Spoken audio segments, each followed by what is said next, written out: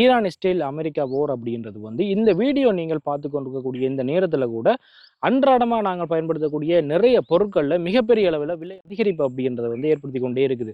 இலங்கையில் சொல்ல போனால் கிட்டத்தட்ட கோவிட் காலத்தில் வந்து எவ்வளவு ரூபாய்க்கு நாங்கள் பெட்ரோல் விலை கொடுத்து வாங்கினோமோ அதே அளவுக்கு வந்து அதை தாண்டி கூட விலைகள் போகலாம் அப்படின்னு வந்து இப்போ பலரால் சொல்லப்பட்டு கொண்டிருக்குது. இன்றைய தினத்தில் அமெரிக்க அதிபர் கொடுத்துருக்கக்கூடிய அந்த 48 மணி நேர கெடு அப்படின்றது வந்து ஈரானில் வந்து முடிஞ்சிருக்குது. அதுக்கப்புறமா வந்து என்ன விஷயம் நடந்தது அப்படின்றத இந்த வீடியோவில் நீங்கள் பார்த்துக்கொள்ளக்கூடிய மாதிரி இருக்கும். வாங்க வீடியோக்குள்ளவே பார்க்கலாம். உலகத்தில் ஏதோ ஒரு நாட்டில் வந்து நடந்து கொண்டிருக்கக்கூடிய ஒரு யுத்தம் அப்படின்றது ஒட்டுமொத்த உலகத்தையுமே வந்து நிறைய பொருளாதாரம்ன்றது வந்து மிகப்பெரிய அளவில் வந்து இப்போ அடி வாங்கி கொண்டிருக்குது. உண்மையாக சொல்ல போனால் இலங்கையிலே வந்து பெட்ரோலுடைய விலை ஒரே நாளில் மிகப்பெரிய அளவில் வந்து அதிகரிச்சிருக்கிறாங்க. இனியும் வந்து அந்த விலைன்றது வந்து கிட்டத்தட்ட இப்போ 400 ரூபா கிட்ட பெட்ரோலோட விலை வந்து போயிட்டுது. இதை விட அதிகமாக போனால் டீசலில் கூட மிகப்பெரிய அளவில் விலை அதிகரிப்புகள் ஏற்பட்ட ஆட்டோமேட்டிக்காகவே வந்து நாங்கள் வாங்கக்கூடிய பொருட்கள், அதாவது அன்றாடமாக நாங்கள் பயன்படுத்தக்கூடிய எல்லா பொருட்களுடைய விலையுமே மிக சடுதியாக வந்து அதிகரிக்கிறதுக்கு வந்து மிகப்பெரிய வாய்ப்புகள் இருக்குது. இந்த ரீதியில் உண்மையாக சொல்ல போனால் இந்த போர் அப்படின்றது வந்து உலகத்தினுடைய மிகப்பெரிய ஒரு வல்லரசால் வந்து தொடங்கப்படையக்குள்ள அவங்களுடைய ரொம்ப ஈஸியாக வந்து நினைச்சது இது வந்து இந்த போர்ன்றது வந்து ஒரு சொற்பன, அதாவது சில தினங்கள்லேயே வந்து இந்த போர் முடிவடைஞ்சிருக்கும். அதுக்கு பிறகு ஈரான் இந்த போரில் வந்து தோல்வி அடைஞ்சிருவாங்க அப்படின்றது. ஆனால் இப்போ நடக்கக்கூடிய இந்த சம்பவங்கள் எல்லாமே பார்த்தா ஈரானுடைய உச்சகட்ட தலைவர் வந்து உயிரிழந்த பிறகு கூட அதுக்கு அடுத்தடுத்த தலைவர்களை நியமித்து இப்போ ஈரான்ன்றது வந்து மிகப்பெரிய அளவில் பதிலடி தாக்குதல் அப்படின்றது அமெரிக்காவுடைய தளங்கள் எங்கெங்கே இருக்குதோ அந்த நாடுகளில் மிகப்பெரிய தாக்குதலை வந்து எதிர் தாக்குதல் வந்து தொடர்ந்து நடத்தினபடியே இருக்குது. இந்த நிலையில தான் அமெரிக்க அதிபரால் வந்து 48 மணி நேர அவகாசம்ன்றது வந்து ஈரானுக்கு கொடுக்கப்பட்டது. முக்கியமாக அந்த ஹோர்முஸ் ஜலசந்தி, அதாவது அந்த கடல் பாதையால் தான் உலகத்தினுடைய 5ல் 1 பங்கான இந்த எண்ணெய் போக்குவரத்துன்றது நடக்கக்கூடிய அந்த கடல் பாதையை வந்து, அதாவது எந்த ஒரு தடையுமே இல்லாமல் எல்லா நாடுகளுக்கும் வந்து திறந்து விட வேணும் அப்படின்றது வந்து அமெரிக்க அதிபருடைய ஒரு வேண்டுகோளாக இருந்தது. கடந்த 48 மணி நேரம் வந்து கூட அதுக்காக கெடுவாக கொடுக்கப்பட்டிருக்கிற நிலையில அந்த 48 மணி நேரத்துக்கு பிறகு உலகமே வந்து எதிர்பார்த்த ஒரு விஷயம் என்னன்னு சொன்னால், அந்த 48 மணி நேரத்துக்கு பிறகு அமெரிக்கா அதிபர் வந்து எப்படி அதுக்கு வந்து ரியாக்ட் பண்ணுவார், இல்லாட்டி மிகப்பெரிய ஒரு தாக்குதல் நடக்குமா அப்படின்னு தான் எல்லாருமே நினைச்சு கொண்டு இருக்கக்கூடிய ஒரு நிலையில மறுபடி வந்து 5 நாட்களுடைய அவகாசம் அப்படின்றது வந்து அவகாசமாக அந்த நேரம்ன்றது வந்து நீடிக்கப்பட்டிருக்குது. இந்த 5 நாட்களுக்குள்ள போருடைய பேச்சுவார்த்தை ஏதாவது முடிவு எட்டப்படையில்லை என்றால் மிகப்பெரிய தாக்குதலை தொடர்ந்து நடத்துவதாக அமெரிக்காவுடைய ஜனாதிபதி வந்து மறுபடி கூறியிருக்கிறார். இந்த நிலையில தான் ஈரானில் இருக்கக்கூடிய எண்ணெய் கிடங்குகளுக்கு மேலே இஸ்ரேலால் இப்போ வந்து ஒரு வான்வழி தாக்குதல் அப்படின்றது நடத்தப்பட்டிருக்குது. உண்மையாக வந்து இந்த தாக்குதல் அப்படின்றது அமெரிக்காவினுடைய ஒரு கட்டுப்பாட்டில் இல்லாமல் நடந்த ஒரு தாக்குதல் அப்படின்றத வந்து அமெரிக்க அதிபரை இப்போ சொல்லியிருக்கிறார். மிடில் ஈஸ்ட் அப்படின்றது வந்து அதிகமாக இந்த இயற்கை எரிவாயுவாக இருக்கட்டும், இல்லாட்டிக்கு இந்த பெட்ரோல் சம்பந்தமான மிகப்பெரிய ஒரு வர்த்தகம் நடக்கக்கூடிய, அதாவது ஏற்றுமதி செய்யக்கூடிய ஒரு வளமான ஒரு நாடு அப்படின்னு சொன்னால் இந்த மிடில் ஈஸ்டில் இருக்கக்கூடிய கண்ட்ரிகள் தான். அப்போ அங்கே இருக்கக்கூடிய இந்த எண்ணெய் கிடங்குகள் இல்லாட்டி எரிவாயு தளங்கள் மேலே மிகப்பெரிய தாக்குதல் நடைபெற்றால் உலகத்துக்கு கிடைக்கக்கூடிய முக்கியமான எண்ணெய் வளம் எரிவாயு அப்படின்றது வந்து பல காலங்களுக்கு வந்து கிடைக்காமலே போகலாம். இதனால் வந்து என்ன நடக்கும்னு சொன்னால் உலகத்தில் வந்து பல நாடுகளில் மின்சக்தி அப்படின்றது வந்து ப்ரொடியூஸ் பண்ண முடியாமல் போகும். உண்மையாக வந்து எங்கள் நாட்டில் கூட மிகப்பெரிய அளவில் இந்த மின்சாரம் வந்து பிறப்பிக்கப்படுறது கூடுதலாக வந்து நம்பியிருக்கு. மழை காலங்களை தவிர மற்ற நாட்களில் வந்து நம்பி இருக்கிறது கூடுதலாக இந்த பெட்ரோலியத்தை வச்சு தான் அவர்கள் மின்சாரத்தை வந்து ப்ரொடியூஸ் பண்ணி கொண்டு எல்லாருக்குமே வந்து விநியோகப்படுத்தி கொண்டு இருக்கிறாங்க.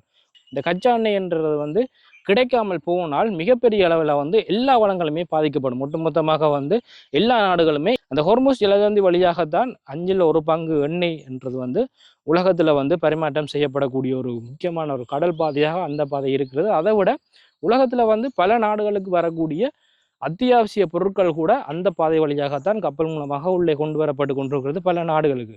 அப்போ அந்த பாதைன்றது வந்து மூடப்பட்டால் உலகத்தில் வந்து வேறு பாதைகள் வந்து இல்லையா அப்படின்னு சொன்னால், அதே மாதிரி மிகப்பெரிய ஆழமான கடல் வழி பாதைகள் வந்து சுற்றி வந்து இருக்கிறது. ஆனால் மிகப்பெரிய அளவு பயணம் பண்ணி தான் மற்ற நாடுகளுக்கு வந்து அந்த கப்பல் பாதைன்றது இருக்கிறது. அதனால் வந்து மிகப்பெரிய அளவில் நாங்கள் விலையை கொடுத்து தான், அதாவது இப்போ இருக்கிறத விட சுற்றி வந்தால் மிகப்பெரிய அளவில் விலையை கொடுத்து தான் நாங்கள் அந்த பொருட்களை வாங்க வேண்டி வரும். இதால் வந்து மிகப்பெரிய அளவில் எல்லா நாடுகளுடைய பொருளாதாரமும் பாதிக்கப்படும். அதால தான் இந்த ஜலசந்தி அப்படின்றது மிக மிக முக்கியமான ஒரு சந்தியாக இருக்குது. உலகத்தில் இருக்கக்கூடிய எல்லா நாடுகளுக்குமே மறுபடி வந்து ஏற்படக்கூடிய மிகப்பெரிய ஒரு சந்தர்ப்பம் இருக்குது. அந்த ஜலசந்தி, அதாவது ஹோர்முஸ் ஜலசந்தி அப்படின்னு மூடப்பட்டாலோ இல்லாது மிடில் ஈஸ்ட் கண்ட்ரியில் இருக்கக்கூடிய பாரிய எண்ணெய் கிடங்குகள் தாக்கப்பட்டாலோ இந்த சம்பவம் அப்படின்றது உலகத்தில் வந்து பல நாட்களுக்கே நீடிக்கக்கூடிய ஒரு மிகப்பெரிய ஒரு அபாயம் இருக்குது.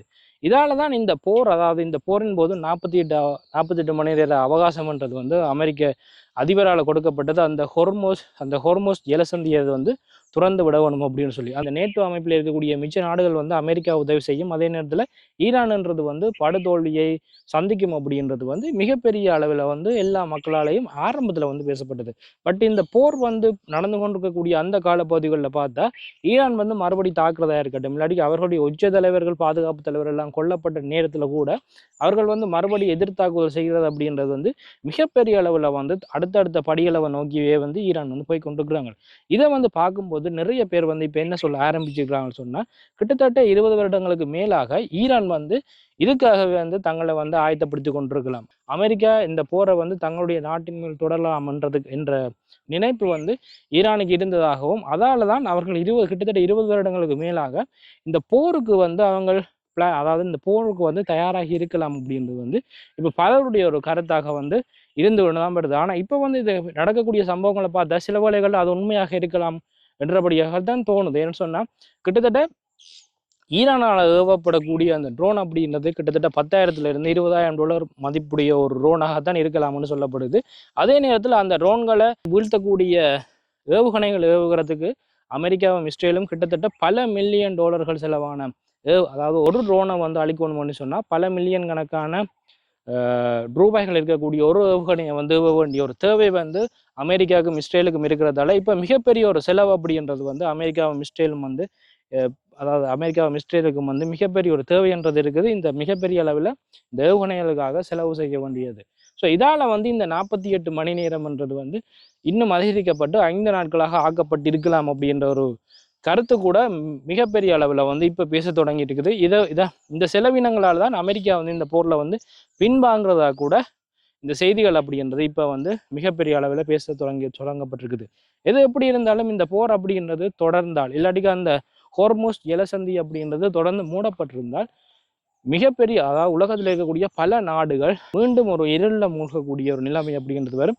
கண்டிப்பாக வந்து அதை திறக்கணுமென்றதுக்காக தான் இப்போ அமெரிக்க அதிபரால் இந்த அவகாசம்ன்றது வழங்கப்பட்டிருக்குது. உண்மையாக வந்து இது வந்து யாரை வந்து பெரிய அளவில் பாதிக்கப்பட போகுதுன்னு சொன்னால், மிடில் ஈஸ்ட் கண்ட்ரியிலிருந்து பெரிய அளவில் அதிகமாக அதை இயற்கை எரிவாயுவில் இருந்து எண்ணெயிலிருந்து மிகப்பெரிய அளவில் வந்து வாங்கி கொண்டிருந்த நாடுகளாக இருக்கக்கூடிய இலங்கை, இந்தியா போன்ற நாடுகளுக்கு ரஷ்யாவிடம் இருந்து தான் இந்த இயற்கை எரிவாயாக இருக்கட்டும், இல்லாட்டிக்கு ஓயிலாக இருக்கட்டும், இந்த கச்சா எண்ணெயாக இருக்கட்டும், இதுகளை வந்து பெற்றுக்கொள்ள வேண்டிய மிகப்பெரிய ஒரு தேவை ஒன்று இருக்குது.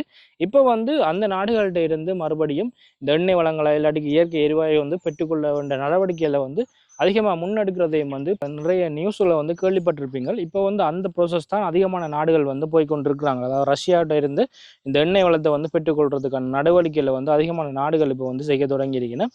அதில் முக்கியமாக இலங்கை கூட பேச்சுவார்த்தைகள் நடைபெற்று கொண்டிருக்கிறது அப்படின்றது சொல்லியிருந்துச்சுன்னா, இந்த ஹோர்மோஸ் ஜலசந்தி வழியாக வந்து யார் யார் பயணிக்கலாம் அப்படின்னு கூட இந்த 48 மணி நேரத்துக்கு பிறகு ஈரானால் சொல்லப்பட்டிருக்குது. அதாவது முக்கியமாக ஈரானை தாக்குறதுக்கு எந்தெந்த நாடுகளில் வந்து அமெரிக்காவுடைய தளங்கள் இருந்ததோ அந்த நாடுகளுக்கு வந்து முற்றாக தடை விதிக்கப்பட்டிருக்கிறது. மீதமாக வந்து ஈரானுடைய நட்பு நாடுகளாக இதுவரையும் இருக்கக்கூடிய இலங்கை, இந்தியா போன்ற நாடுகளுக்கு வந்து தங்களுடைய கப்பலை வந்து இந்த ஜலசந்தி வழியாக கொண்டு போகிறதுக்கு வந்து அனுமதியும் வழங்கப்பட்டிருக்கிறது.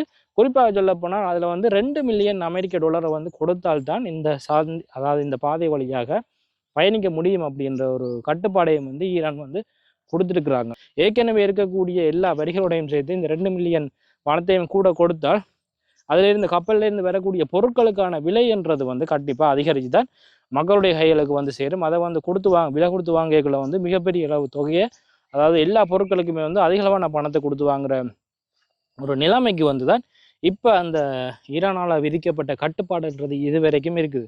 மறுபடியும் வந்து இந்த போரெல்லாம் முடிவடைந்து அந்த பாதையினூடாக கப்பல் போக்குவரத்துன்றது வந்து சீராக நடைபெற்றால் மட்டும்தான் அதாவது எல்லா பொருட்களுடைய விலையும் வந்து மிக சாதாரணமான ஒரு நிலைக்கு வந்து திரும்புறதுக்கு அதிகமான வாய்ப்புகள் இருக்குது. ஸோ இந்த வீடியோ பற்றி நீங்கள் என்ன நினைக்கிறீங்க? அதாவது இந்த ஈரான், இஸ்ரேல், அமெரிக்கா யுத்தத்தினுடைய உண்மையான நோக்கம், அமெரிக்காவுடைய நோக்கம் வந்து என்னவாக இருக்குது?